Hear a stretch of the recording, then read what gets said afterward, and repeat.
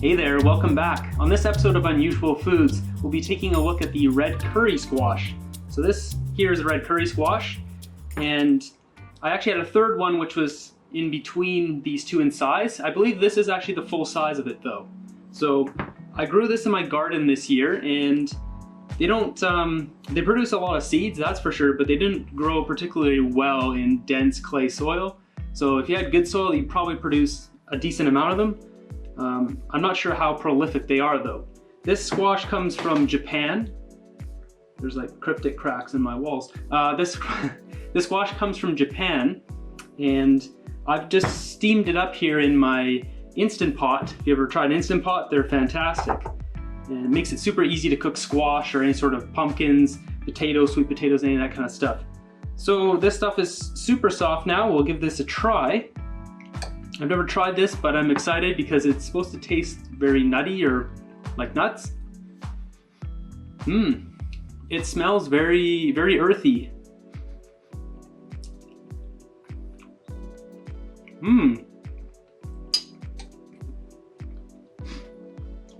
Wow.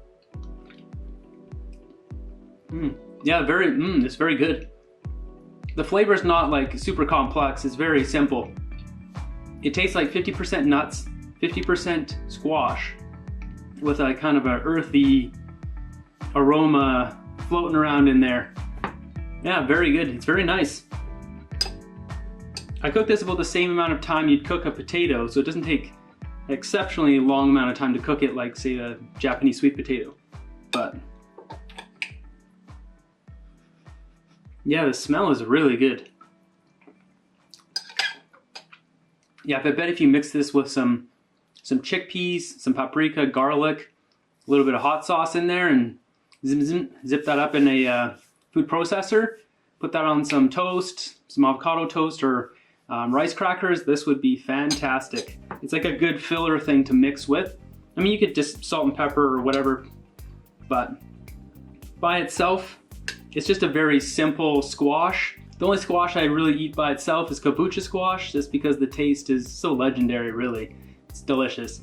This is probably my second favorite squash now, but I'd still want to mix this with something, just to kind of, like if you mix it with a chickpea, it would probably have a really nice texture, and it would spread really easily. This is very soft, but I am gonna bake one of these, probably the small one first. I'm gonna cut this up and bake it in the oven and see how it tastes.